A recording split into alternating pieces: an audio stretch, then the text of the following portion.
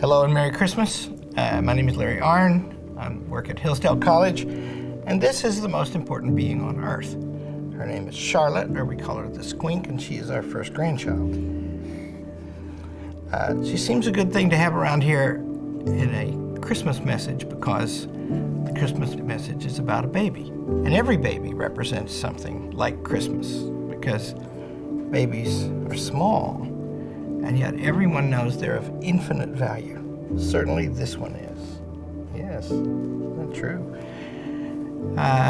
Think about the nativity story. Did you have to memorize Bible passages when you were young? I did. And look at that, the star has fallen. And I had to memorize the Luke account of the nativity.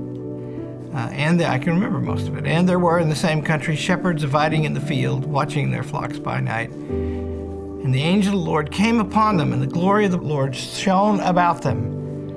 And this is the part I like. And they were sore afraid. So what were they afraid about, and what did the angel come to say?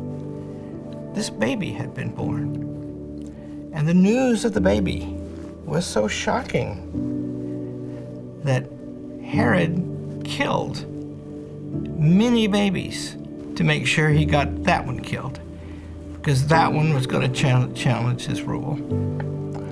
Well, that one did challenge his rule, and the rule of every tyrant in history, because the Christmas message is nobody except God can have absolute power, and nobody but God deserves it.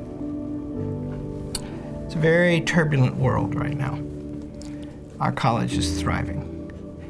I think that's because of help from people like you, but I think that's because we, together, we remember that there are eternal things, and one of the finest of them happened at Christmas, when a baby was born. Thank you and Merry Christmas. No. Wow.